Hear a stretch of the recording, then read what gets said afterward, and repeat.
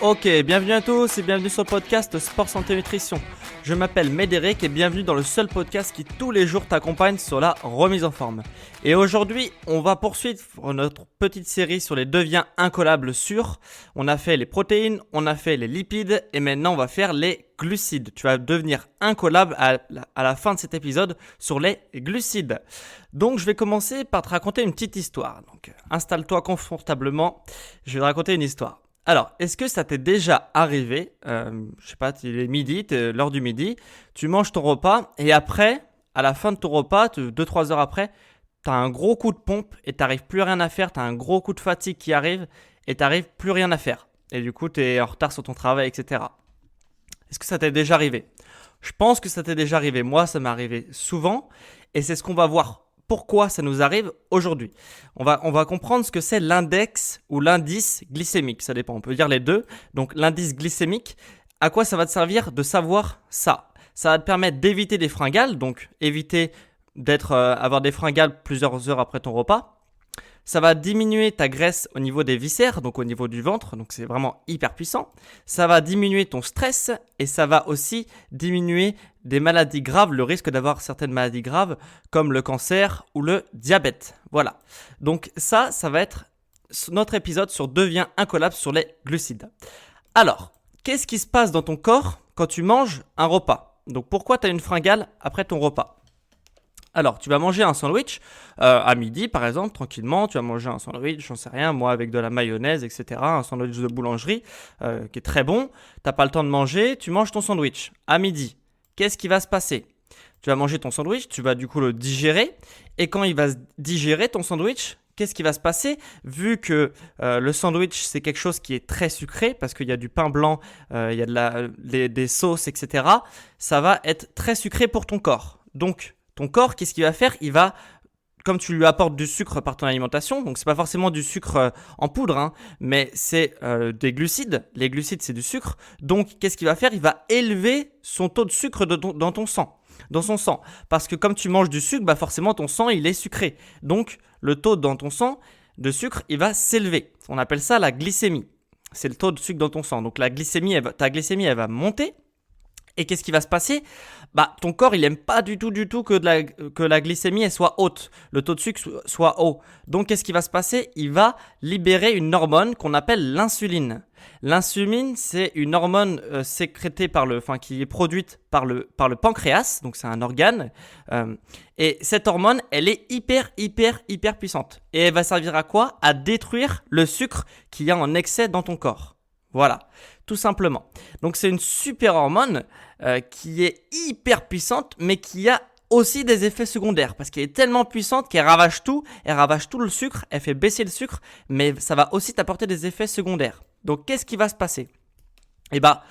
Forcément, vu que c'est hyper puissant, ça va te fatiguer parce que de libérer une hormone comme ça, c'est pas anodin, donc ça va te fatiguer. C'est pour ça que tu vas avoir un coup de pompe 1 heure ou 2 heures après que tu aies mangé un repas qui est sucré, donc un repas, un sandwich par exemple, ou même un gâteau, ce que tu veux. Après, tu vas aussi forcément, si tu fais ça souvent, tu prends des repas sucrés souvent, ça va user ton pancréas. Donc, tu peux aussi développer du diabète. Voilà, c'est sur le long terme, je suis d'accord, c'est pas un repas, mais ça peut arriver. Par contre, tu vas stocker parce que l'insuline favorise le stockage des graisses. Donc, tu vas prendre du poids. Tu vas prendre en graisse parce que l'insuline vraiment est un facteur de stockage des graisses. Et tu vas augmenter aussi d'autres hormones. Donc, en libérant de l'insuline, ton corps il va aussi libérer d'autres hormones par des réactions chimiques. Et une d'entre elles va aussi augmenter ton taux de stress. Donc, tu vas être aussi plus stressé. C'est pour ça que être bien dans ta tête, ça passe aussi par être bien dans ton assiette. C'est pour ça que les deux sont indissociables pour moi. Donc, c'est très, très important. Donc, une fois que ton corps a libéré, on reprend notre histoire, une fois que ton corps a libéré l'insuline, donc le taux de sucre il était élevé, il va baisser, parce que l'insuline, ça sert à détruire le sucre. Donc, il va baisser le taux de sucre. Et qu'est-ce qui va se passer? C'est qu'il va tellement détruire de sucre, que du coup, ton taux de sucre, il va être trop bas. Donc, ton corps, il aime pas non plus. Il aime bien être assez d'un taux moyen, quoi, un taux normal. Donc là, il va être trop bas. Donc, qu'est-ce qui va se passer? Il va libérer une autre hormone qu'on appelle le glucagon. Et le glucagon, alors, il va aussi énormément te fatiguer. Il te fatigue encore plus que l'insuline. Donc, du coup, de libérer du glucagon, ok, ça va te remonter ton niveau de sucre dans le sang, mais ça va aussi te fatiguer. Et du coup, qu'est-ce que tu vas te dire? Ah je suis fatigué, qu'est-ce qui se passe? Bon allez, je vais me prendre un petit gâteau pour me donner un peu de sucre parce que ça va me faire du bien. Et du coup, quand tu prends un petit gâteau, ça va te faire prendre du poids, donc c'est pas terrible. Et en plus, ça va faire remonter l'insuline parce que du coup, tu vas reprendre un gâteau sucré, donc ça va te refaire monter l'insuline. Donc ça va recréer de l'insuline et ça va faire du glucagon et t'as un cercle vicieux qui s'installe, etc.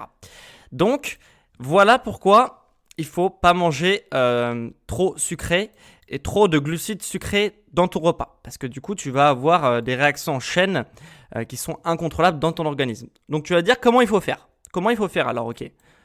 Alors, ça va être très simple parce qu'il y a un truc qui a été inventé qui est absolument génial qui s'appelle l'indice glycémique. Je t'en ai parlé tout à l'heure, c'est l'indice glycémique. Et à quoi il va te servir cet indice? En fait, il va te permettre de catégoriser les aliments. En fait, on donne une note aux glucides de 1 à 100. Si l'aliment se rapproche de 1, tu vas avoir un aliment qui est sain, entre guillemets, parce que du coup, il va faire très peu monter ton insuline. Si la note, donc l'indice glycémique de l'aliment, il se rapproche de 100, c'est un aliment qui va être mauvais parce qu'il va faire monter ton insuline et c'est ce qu'on veut éviter. Donc en fait, on a catégorisé donc avec une note de 1 à 100 et après, on a classé les glucides en 3 catégories. C'est-à-dire les glucides à indice glycémique bas qui vont avoir une note inférieure à 55, les glucides avec un indice glycémique qui est moyen, entre 55 et 70 de notes, et les glucides qu'il faut éviter, donc il y a les glucides à indice glycémique élevé qui sont supérieurs à 70. Voilà. Donc, en favorisant des aliments avec des glucides, en faisant tes repas avec des glucides à indice glycémique bas ou moyen, tu vas pas trop libérer d'insuline, donc tu vas pas trop être fatigué, donc tu vas pas trop favoriser d'autres hormones, tu vas pas aussi favoriser la prise de poids, etc. Donc c'est vraiment hyper important. Si tu as l'objectif de perdre de la graisse ou perdre du poids, ça va passer par les glucides essentiellement. C'est ce qui nous fait prendre du poids ou qui nous fait perdre en poids. Voilà, donc il faut limiter, si tu veux perdre du poids, il faut limiter les glucides avec un indice élevé. Un indice glycémique élevé. Ça ne veut pas dire qu'il faut tout le temps avoir une diète hyper stricte, etc. Ça veut surtout dire que quand on mange des glucides à indice glycémique élevé, il faut que ça soit pas une norme. Il faut que ça soit un excès. Tu as le droit de faire des excès, mais il ne faut pas que l'excès devienne une norme.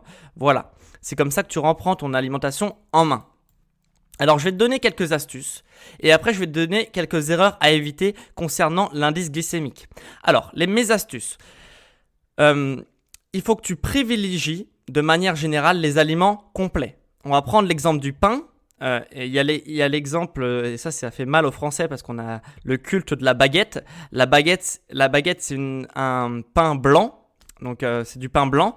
Et forcément, la baguette, je suis désolé, mais c'est un indice glycémique très élevé, qui est autour de 85, je crois. Donc, c'est quasiment proche de la note maximale qui est de 100, même si on peut monter au-dessus de 100 dans certains cas particuliers. Mais bref, la baguette, elle est très, très, très élevée, alors que le pain complet, il est beaucoup plus bas. C'est un indice glycémique modéré. Donc, c'est pas faible, mais c'est modéré, donc c'est beaucoup mieux. Donc, de manière générale, il faut que tu privilégies les aliments complets. Pareil pour les pâtes, il y a des pâtes blanches, des pâtes complètes. Les pâtes complètes vont être mieux que les pâtes blanches parce que l'indice glycémique, il va être plus bas. Donc, ça va moins faire monter ton insuline, etc., comme on a vu tout à l'heure. Ne pas aussi laisser les fruits trop mûrir. Et là, par exemple, une banane, c'est très simple. Par exemple, une banane, quand elle est totalement jaune, son indice glycémique, il va être faible entre faible et modéré. Plutôt faible d'ailleurs que modéré. Donc voilà, donc c'est super, c'est un super aliment. Par contre, ta banane, quand elle va commencer à avoir des petites taches noires, elle va passer dans un indice glycémique modéré. Et après, si elle est complètement noire, ça va être que du sucre et donc elle va passer dans un indice glycémique élevé. Donc, si tu veux avoir une santé correcte et vraiment privilégier ton alimentation, il ne faut pas que tu laisses trop mûrir tes fruits parce que la fermentation qu'il y a quand tes fruits mûrissent, ça va aussi monter le taux de sucre dans le fruit et donc l'indice glycémique. Donc, ne laisse pas trop mûrir tes fruits. Et un dernier conseil, une petite astuce que je peux t'apporter, c'est de ne pas trop cuire tes aliments. Parce que aussi la cuisson, pour un même aliment, va aussi faire monter l'indice glycémique. Si on prend l'exemple des pâtes, les pâtes, si tu les cuis al dente, l'indice glycémique va être plus bas que si elles sont hyper cuites. Tu vois, limite un peu collantes. Là, si elles sont collantes, la charge glycémique, l'indice glycémique va être beaucoup plus haut. Donc, ne laisse pas trop cuire tes aliments. Il faut privilégier une cuisson al dente, par exemple, pour les pâtes. Même le riz, surveille ton riz quand il cuit. Il ne faut pas qu'il soit trop cuit parce que sinon, ça va faire monter le taux de sucre dans cet aliment. Voilà. Et les erreurs à éviter, ça serait de prendre l'indice glycémique comme une valeur absolue. Pourquoi ? Parce que c'est une valeur qui ne prend en compte que les glucides. Ça, faut bien que tu te rendes compte de ça. Par exemple, si on prend l'exemple de la mayonnaise, la mayonnaise, elle a un indice glycémique qui est bas. Pourquoi elle est bas ? Parce qu'il y a très peu de glucides dans la mayonnaise. Donc la valeur, elle est proche de 0. Elle est dans la bonne catégorie. Sauf que ça ne veut pas dire que c'est un aliment sain parce qu'elle ne va pas faire monter la glycémie. Parce qu'elle est saturée de mauvaise graisse et donc c'est pas forcément un aliment sain. Donc ça a vraiment une valeur qui n'est pas absolue, qui ne marche que pour les glucides. Si tu as un aliment qui est riche en graisse, tu ne vas pas pouvoir prendre cette valeur-là. Il ne faut pas que tu regardes, si c'est par exemple pour l'exemple de la mayonnaise, c'est riche en graisse, donc tu ne vas pas prendre cette valeur-là pour savoir si l'aliment il est sain. Tu vas plutôt te tourner sur d'autres valeurs et je t'invite à regarder mon podcast sur les deviens incollables sur les lipides. Mais ça va te servir pour tout ce qui est pâtes, riz, j'en sais rien, patates, pain, tout ce qui est céréales, etc. Là, ça c'est une très très bonne valeur pour savoir si c'est un aliment qui va faire monter ou pas ta glycémie et qui est sain ou pas. Par contre, si tu prends un aliment pour la viande, pour de la viande, donc tout ce qui est protéines ou tout ce qui est lipides, là ça va pas être un indicateur du tout fiable. Donc c'est vraiment que pour les glucides et l'amalgame, il faut pas le faire. Voilà. Donc là, tu vas peut-être te dire, ok, c'est bien beau tout ça, mais moi j'aimerais bien avoir une liste d'aliments sains, pas sains, en fonction de leur indice glycémique, etc. Et c'est exactement ce que je t'ai proposé. J'ai à te proposer aujourd'hui. Je t'ai fait un PDF avec tous les glucides à favoriser, non pas tous, mais les aliments de base au moins riches en glucides à favoriser et tous les aliments de base riches en glucides à éviter ou à limiter. Donc, voilà, je t'ai fait un PDF récapitulatif pour savoir quels aliments ou pas favoriser et limiter et ça va te permettre pour améliorer tes recettes. Du coup, tu pourras remplacer avec les aliments que si tu vois que s'ils sont à limiter, tu vas pouvoir les remplacer par des aliments qui sont sains et du coup, ça va être meilleur pour ta santé alors que ces aliments-là, tu les soupçonnais même pas qu'ils étaient pas bons pour ta santé. Donc, c'est vraiment un super PDF que je te propose aujourd'hui. Pour le télécharger, tu as juste à cliquer en description pour télécharger ton PDF offert. Et si le lien en bas de l'épisode ne marche pas, dans la description s'il ne marche pas, tu as juste à taper sport, santé, nutrition sur Google et tu cliques sur l'onglet podcast et du coup tu pourras récupérer ton PDF gratuitement. Voilà, on se retrouve demain pour un nouvel épisode sur le sport, la santé et la nutrition. J'espère que cet épisode t'aura plu et qu'il va te permettre d'avoir une diète parfaite et on se retrouve demain pour un nouvel épisode. Allez, ciao les amis!